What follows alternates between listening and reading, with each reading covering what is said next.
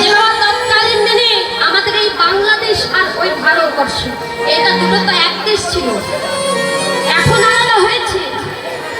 সেই তৎকালীন দিনের সেই ভারতবর্ষের ছিল অর্থমন্ত্রী সেই রূপ গোস্বামী।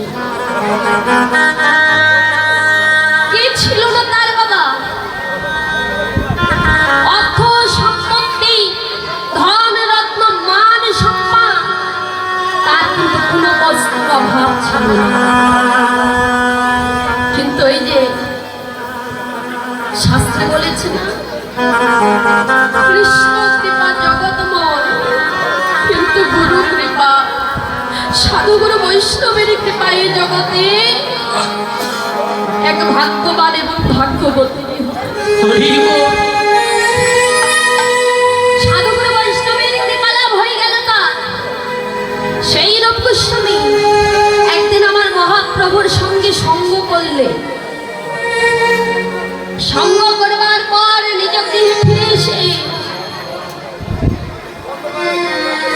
তার ঘুমোতে ভালো লাগে না, তার খেতে ভালো লাগে না, তার রাজসভায় বসতে ভালো লাগে না, কোনো কিছুতে যেন তার মন বসে না।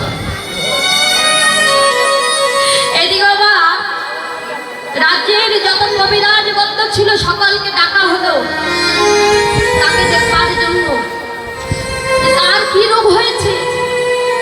আর এদিকে রূপ গোস্বামী সে তো বুঝে গেছে যে তার কি হয়েছে। সে বলছে, গো আমি যেই রূপ দর্শন করে, যেই রূপের মানুষের কদম দিয়ে এই কর্ণ তার দিয়ে যে নাম শ্রবণ করেছি, একমাত্র এই জগতে সেই রূপের মানুষের কদমটা না দর্শন করা পর্যন্ত আমার এ রূপ কখনো ভালো হবে না।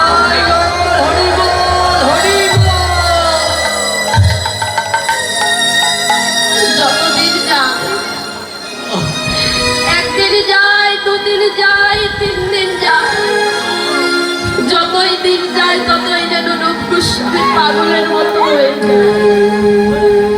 বাবা যদি কেউ একবার গৌর রূপের নয়ন দেয়, এই জাগতিক জগতে সে যত বড় ধনী ব্যক্তি হোক না কেন, যে যত বড় মান সম্মানওয়ালা ব্যক্তি হোক না কেন, আমার গৌর রূপে নয়ন দিলে তার এই জাগতিক জগতে মান অভিমান বলতে কোনো কিছু থাকে না। সে যে চির জন্ম জন্মান্তরের মতো তার মান অভিমানকে সকল কিছু ভুলে যায়। রূপ গোস্বামী যতদিন যায় ততই যেন পাগলের মতো হয়ে যায়। চারিদিকে এত দাস দাসীতে ভরা, তবুও যেন তার কোথাও ভালো লাগছে।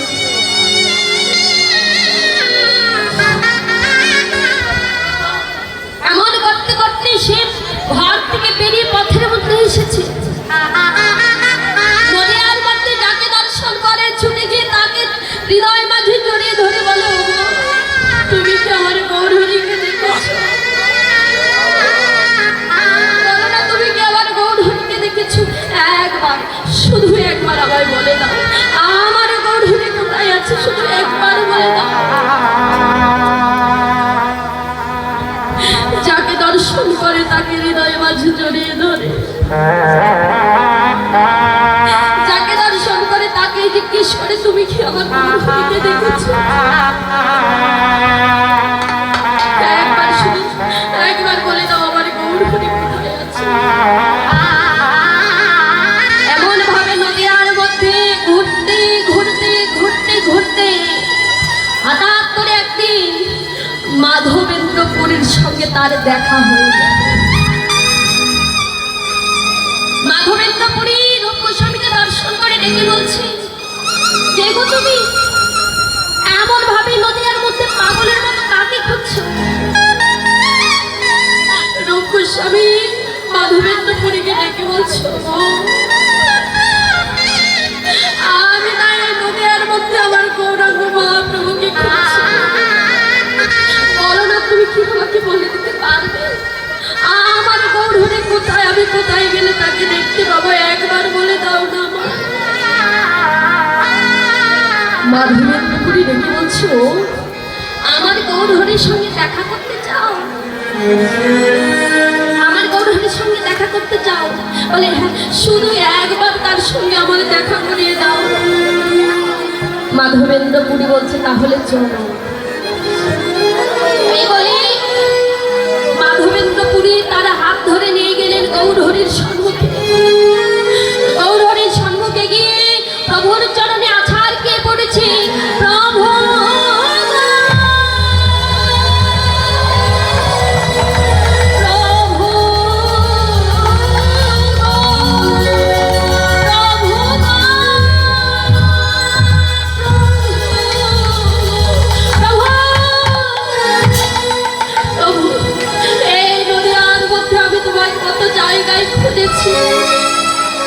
প্রভু, তুমি আমায় কি নাম শোনালে, আর তুমি আমায় কি রূপ দর্শন করালে। আমি যে আর আমার সংসারে থাকতে পারি না, আমার যে আর সংসার ভালো লাগে না। দয়াময়, ও দয়াময়, আজ যখন তোমার কাছে এসেছি, প্রভু গো, প্রভু একবার দাও দাও তোমার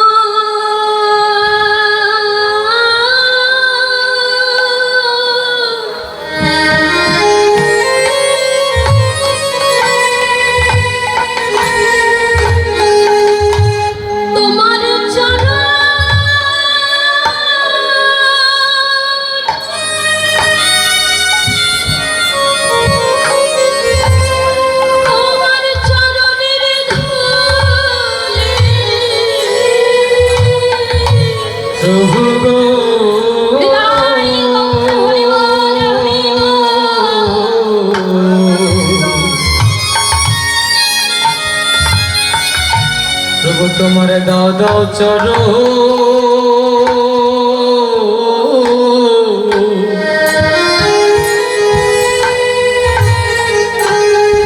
তোমার চরো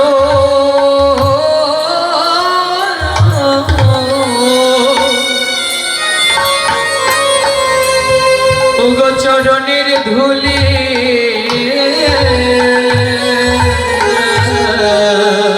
ও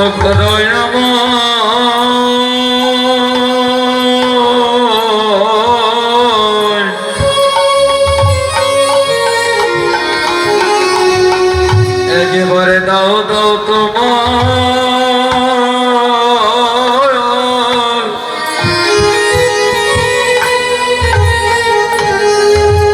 তোমার চরণ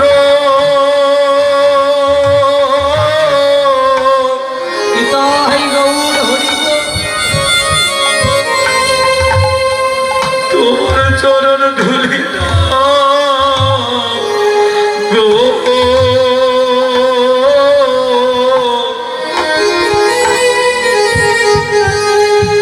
ও যদি কৃপা করে তোমার দর্শন পেয়েছি গো,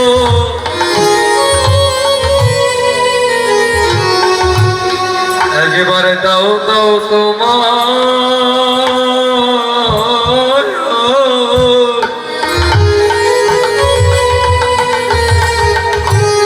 তোমার চরণে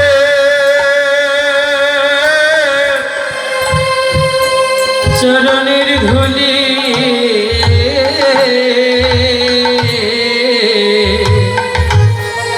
ওই আমি তাপিতি পড়া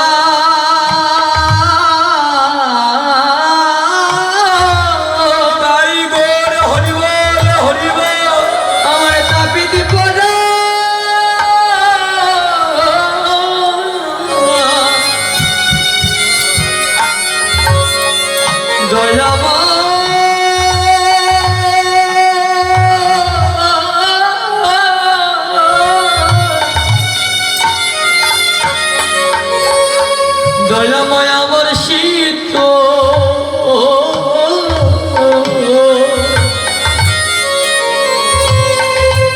আমার শীতল করে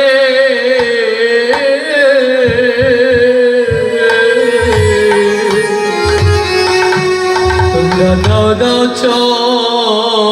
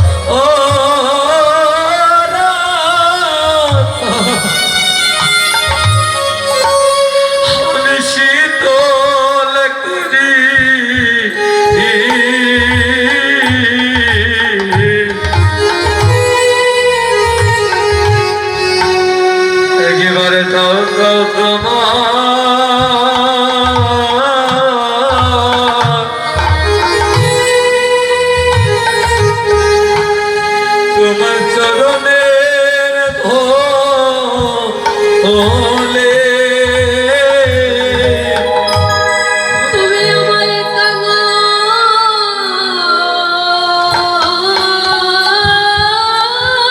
বলে।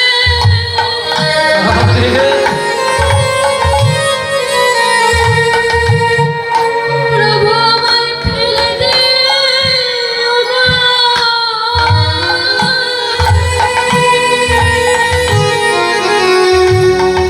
প্রভু একবার দাও দাও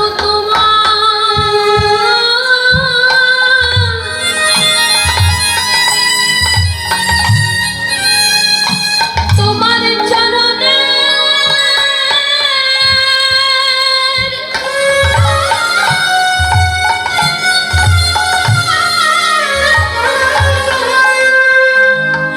তোমার চরণের ও তুমি কাঙ্গাল বলে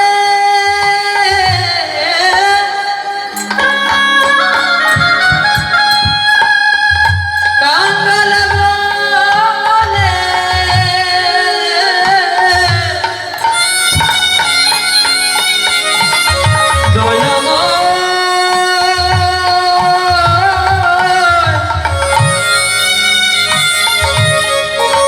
আমায় ফেলে দিও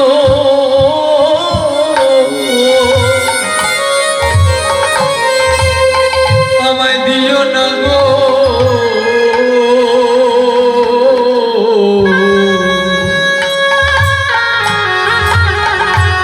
তোমরা দাও দাও ভক্ত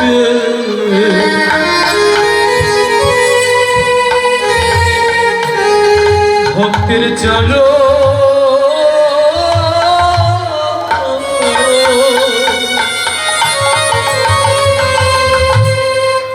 ভক্তের চরণে ধুলি আমার দাবিতে পড়া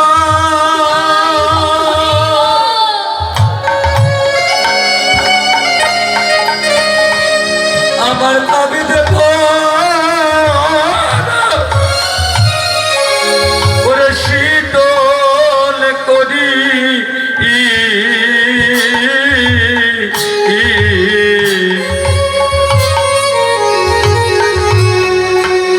একবার দাও দাও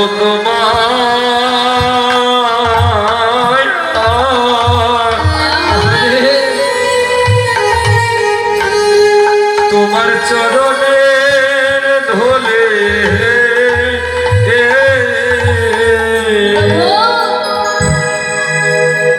তুমি ওই তোমার রূপরতি দর্শন করে দয়াময় তোমার ওই ভগবতীর নাম এই করুণা তার দিয়ে শ্রবণ করে আমি আর আমার সংসারে থাকতে পারছি না। প্রভু তুমি আমায় কি রূপ দর্শন করালে আমার যে আর সংসার ভালো লাগে না। রূপ গোস্বামী তখন গৌরাঙ্গ মহাপ্রভুকে ডেকে বলছে, ও দয়াময় আমার তার সংসার ভালো লাগে না প্রভু, আমি এসেছি তোমার কাছে, তুমি একটু তোমার ওই পার্শ্বদ গণের মধ্যে আমাকে একটু নেবে। বলো না প্রভু, তোমার ওই পার্শ্বদ গণের মধ্যে আমাকে একটু নেবে।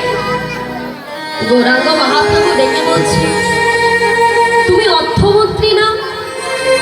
বলে হ্যাঁ প্রভু আমি অর্থমন্ত্রী, কিন্তু আমি অর্থমন্ত্রী কি হলে কি হবে, আমার যে আর কিছু ভালো লাগে না। আচ্ছা তুমি আমার দলে আসতে চাও? বলে হ্যাঁ প্রভু আমি তোমার দলে যেতে চাই। তবে শোনো, তুমি যদি আমার দলে আসতে চাও, তুমি তো হলো অর্থমন্ত্রী, তোমার তো কোনো অর্থের অভাব নেই, তুমি থাকো কোথায় সেই রাজপ্রাসাদের মতো বাড়িতে। আর আমার দলের যে পার্শ্বদ আছে তারা কি করে জানো? তারা একবেলা সেবা পায়, আবার দুবেলা অনাহারে অনিদ্রায় দিন কাটিয়ে দেয়। তুমি তো প্রতিদিন কতই না দামি দামি রাজভোগ সেবা করো, কিন্তু তারা তো সেটা সেবা করতে পারে না। একবেলা যদি খাবার সেবা পায়, আবার দুবেলা অনাহারে কাটিয়ে দিতে হয়। শুধু তারা এই কাজ করে সেটা না, তারা আরো কি করে জানো? ওই নদীয়ার পথে পথে হরিনাম কৃষ্ণ নাম বিতরণ করে। যাকে দর্শন পায়, যাকে দর্শন করে, ছুটে গিয়ে তাকে হৃদয়ের মাঝে জড়িয়ে ধরে তাদেরকে নাম দেয়। কেউ যদি নাম না নিতে চায়, কিবা বৈষ্ণব, কিবা চন্ডাল, কিবা মুছি, কিবা সুচি, জাতির ভেদাভেদ না করে তারা কি ছুটে তার চরণ দুখানি ধরে তারা তাকে নাম দেয়। ধুলায় পরে গড়াগড়ি দিয়ে তারা তাকে নাম দেয়। তুমি পারবে, তুমি অর্থমন্ত্রী হয়ে পারবে তুমি তাদের মতো হবে ওই ভক্তের চরণে পরে গড়াগড়ি দিতে, উঁচু নিচুরে ভেদাভেদ না মেরে তাকে হৃদয় মাঝে জড়িয়ে ধরতে? না না না, তোমার দ্বারাই হবে না, তুমি আমার সম্মুখ থেকে চলে যাও। গৌরাঙ্গ মহাপ্রভু রূপ গোস্বামীকে তাড়িয়ে দিলেন। আবার চলে গেল নিজ গৃহে। আবার আস্তে আস্তে যত দিন যায় ততই যেন রূপ গোস্বামী আরো পাগল হয়ে যায়।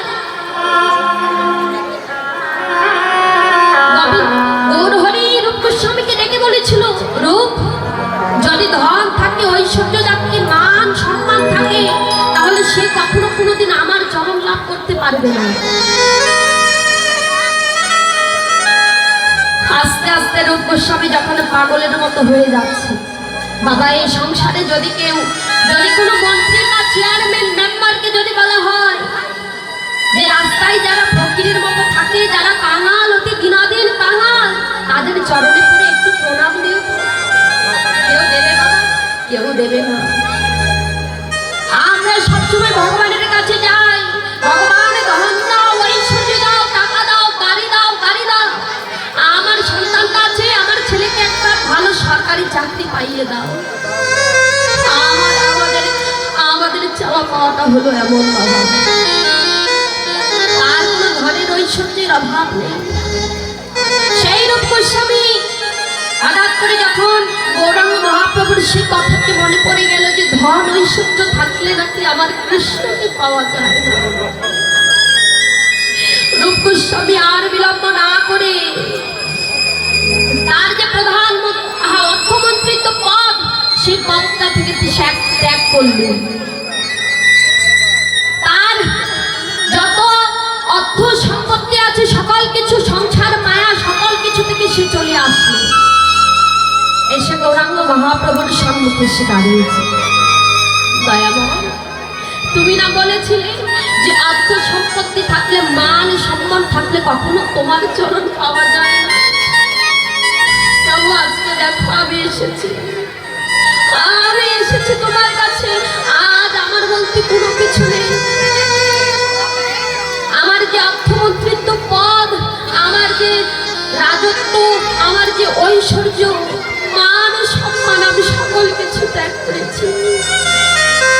গৌরাঙ্গ মহাপ্রভু দেখে বলছি, রূপ, কে বলেছে তুমি সকল কিছু ত্যাগ করেছো? তুমি এখনো ত্যাগ করতে পারোনি। প্রভু, আমি তোমার জন্য এত কিছু ত্যাগ করলাম, আর তুমি আমাকে বলছো যে আমি এখনো ত্যাগ করতে পারিনি। হ্যাঁ পারোনি প্রভু, তাহলে বলো আমি কি ত্যাগ করতে পারি? রূপ গোস্বামীকে লক্ষ্য করে ডেকে বলছে, রূপ, তোমার এই কাঁধের দিকে তাকাও। এত কিছু ত্যাগ করলে কিন্তু সামান্যই শালের মায়াটা ত্যাগ করতে পারলে না। বাবা দেখবেন আগেকার দিনের মানুষ যারা ছিল, যারা সম্মানীয় ব্যক্তি, যারা জমিদার ছিল, তাদের ঘাড়ে সবসময় উত্তরী কিংবা একটি দামি বস্ত্র ছিল। সেই রূপ গোস্বামী তার অঙ্গেও ছিল বাবা একটি দামি একটি শাল। দেখতে পাচ্ছ তুমি এত কিছু পরিত্যাগ করেছো, কিন্তু শালের মায়াটা পরিত্যাগ করতে পারোনি। যাও, আমার সম্মুখ থেকে চলে যাও, আমি আর তোমার পদ দর্শন করতে চাই না। রূপ গোস্বামীকে আবার গৌরাঙ্গ মহাপ্রভু তাড়িয়ে দিল। গৌরাঙ্গ মহাপ্রভু আবার তাকে তাড়িয়ে দিল। রূপ গোস্বামী এবার নদীয়ার পথে পথে ঘুরে বেড়াচ্ছে। হঠাৎ করে দূরে দেখতে পাচ্ছে একটা ভিখারি ঠান্ডার মধ্যে শীতে থার থার করে কাঁপছে।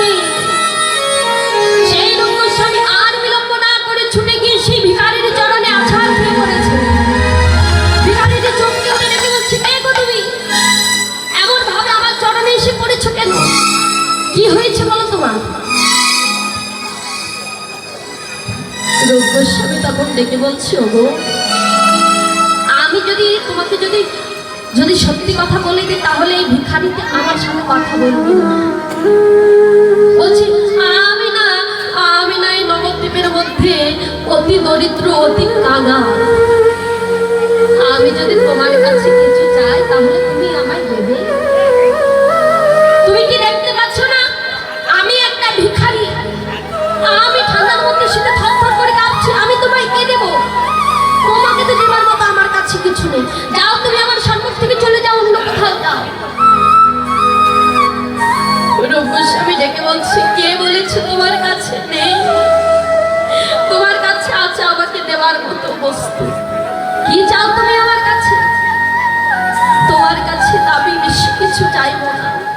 ওই যে তোমার কাঁধের উপরে যে একটা আসলা ঝোলাটা আছে, ওইটাকে তুমি আমায় একটু দেবে। ভিখারিকে মনে মনে ভাবছি, কি সত্যি সত্যি পাগল নাকি গো? এই সামান্য ছেঁড়া আসলা ঝোলাটা আমার কাছ থেকে চাইছে। এখন এই আসলা ঝোলাটা হলো আমার একমাত্র সম্বল। আমি যদি তোমাকে এটা দিয়ে নেই তাহলে আমার যে সম্বল ছিল সেটা তো আর থাকবে না। আমি তোমায় আমার আসলা ঝোলা দিতে পারবো না। শোনো, তুমি যদি আমায় সেই আসলা ঝোলাটা দিয়ে দাও, এর পরিবর্তে আমি তোমায় একটা জিনিস দেবো। বলে কি দেবে? আর তুমি যে আমার কাঁধে একটি দামি শাল দেখতে পাচ্ছ, তুমি যদি আমার কাঁধে ওই আসলা ঝোলাটা আমার কাঁধে যদি তুলে দাও, আমি আমার কাঁধে শীত সম্মানীয় শালি দামি শালটা আমি তোমার কাঁধে তুলে দেবো। আমার তো মনে হচ্ছে সত্যি সত্যি পাগল। বাবা একটা এত দামি শালের পরিবর্তে নিচ্ছে কি একটা আসলা ঝোলা। গাড়িটি মনে মনে ভাবছি, এটা তো আমারই ভালো হবে। এই আসলা ঝোলাটা যদি পকেটে ধারে পরেও থাকে তবুও কেউ নেবে না। এই বলে সেই ভিখারিটি তার কাঁধে সেই আসলা ঝোলাটা তুলে দিলেন আমার রূপ গোস্বামীর কাঁধে। আর রূপ গোস্বামী সেই শালটি তুলে দিলেন সেই ভিখারির কাঁধে। রূপ গোস্বামী এখন মনের আনন্দে ছুটে চলেছে প্রভুর কাছে। প্রভু, এইবার দেখো আমি আমার এইবার সকল কিছু ত্যাগ করে এসেছি। গৌরাঙ্গ মহাপ্রভু সেই রূপ গোস্বামীকে হৃদয় মাঝে জড়িয়ে ধরে ডেকে বলছিল, কিসের জন্য কি পাওয়ার আশায় তুমি তোমার সর্বস্ব কিছু ত্যাগ করে দিলে? রূপ গোস্বামী কাঁদছে আর বলছে, প্রভু আমি তোমার কাছে কি চাইবো বলো? আমার নাই জাগতিক জগৎ সংসারের জন্য কোনো বস্তু চাইব না। আমার ধন চাই না, ঐশ্বর্য চাই না, মান সম্মান কোনো বস্তু আমার চাই না। তাহলে তুমি কি চাও? প্রভু আমি কি চাই জানো? শুধু এ জন্মে নয়, প্রতিটি জন্মে জন্মে প্রভু তোমার সঙ্গ ছাড়া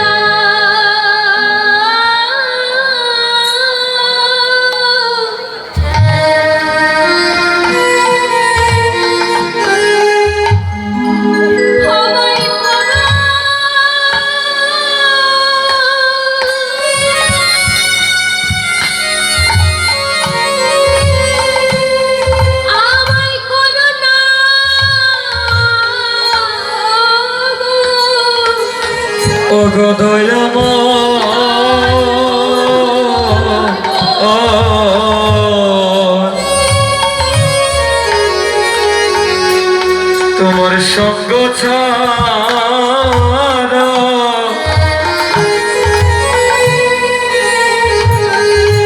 তোমার সঙ্গ ছাড়া করো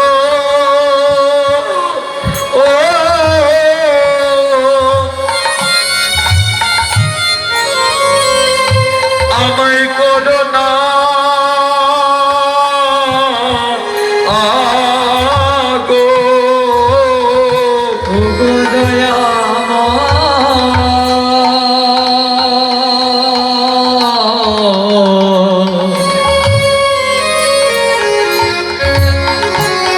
আমায় সঙ্গ ছাড়া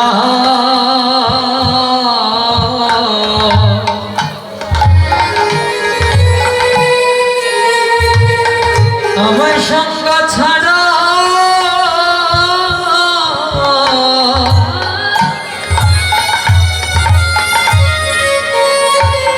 আমায় করো না গো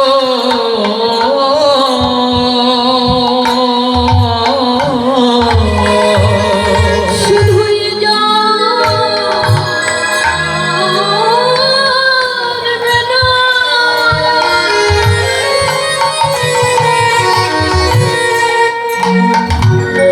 প্রভু প্রতি জনমে জনমে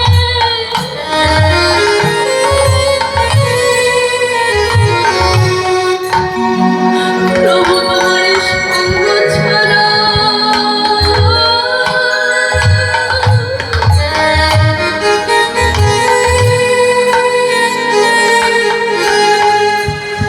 আমায় কানা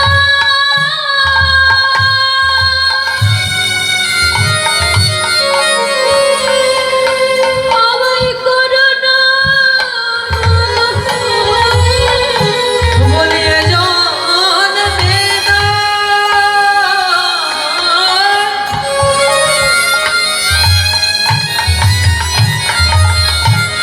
এ জন্মে না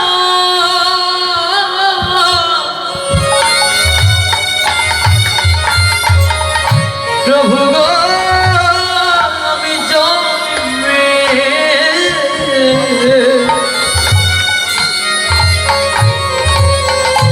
আমি জনমে জনমে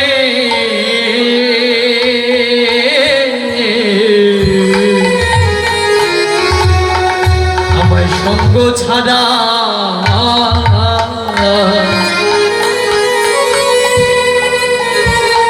আমায় করো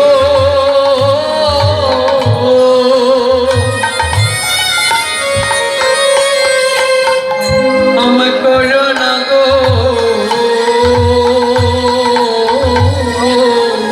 বলি জানবে না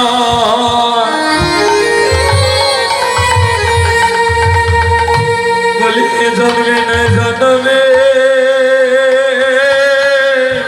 জানবে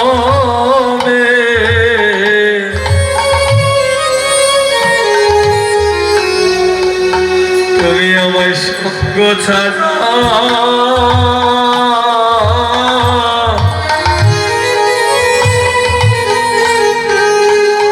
তুমি আমায় করো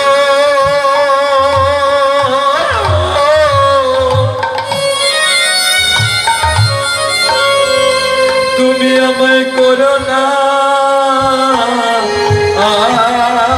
আগো বলি জানবে না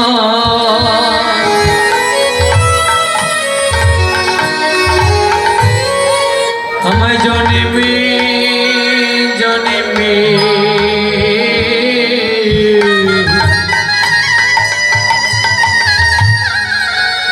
আমায় সঙ্গ ছাড়া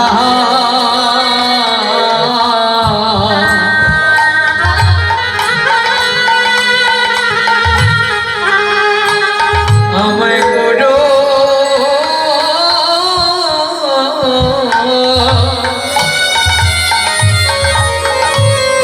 আমায় করো না গো বলি জানবে না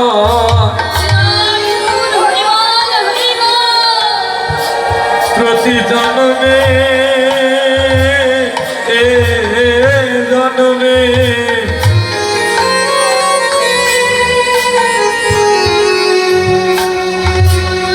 তোমার সঙ্গ ছাড়া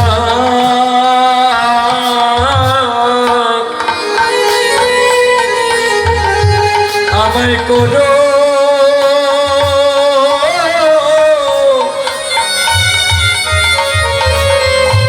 আমায় করো না গো তুমি আমায় প্রতি বলে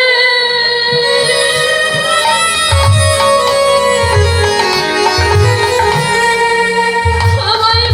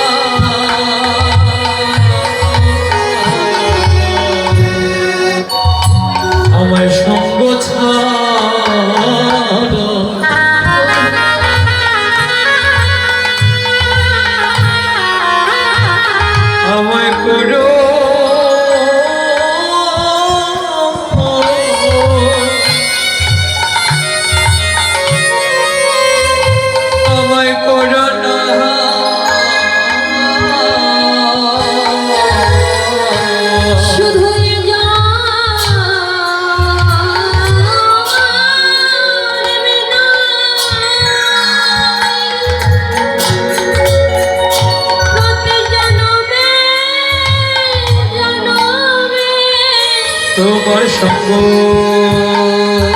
ছাড়া করো না গো বলি জন্মে নয় জন্মে জন্মে আমায় প্রতি বলে ফেলে দিও না বলি জন্মে নয় জন্মে জন্মে আমায় কাঙাল বলে পাশে রেখো জন্মে নয় জন্মে জন্মে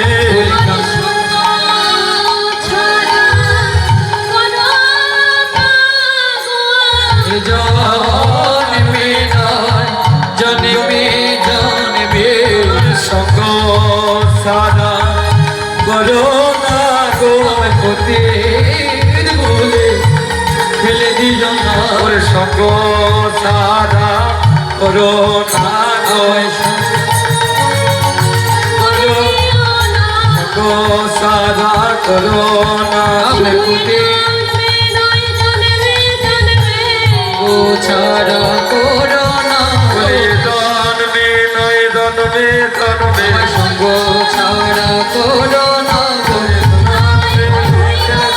আমার সঙ্গ ছাড়া করো না গো কাঙাল বলে ফেলে দিও না তুমি জন্মে পাশে রেখো কাঙাল বলে ফেলে দিও না আমার সঙ্গ ছাড়া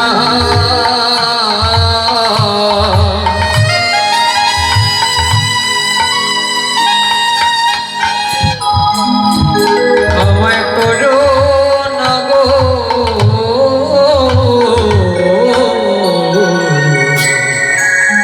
সেই রূপস্বামী ধন ঐশ্বর্য সকল কিছু পরিত্যাগ করে গৌর চরণে দেহ মন প্রাণ সঁপে দিয়েছে। এই যে মায়েরা, আর আমরা কি করছি গো? আমরা শুধু ভগবানের কাছে চেয়ে যাচ্ছি, ভগবান ধন দাও, ঐশ্বর্য দাও, টাকা পয়সা বাড়ি গাড়ি সকল কিছুই দাও, এর পরিবর্তে আমি তোমায় কিছু দিতে পারবো না।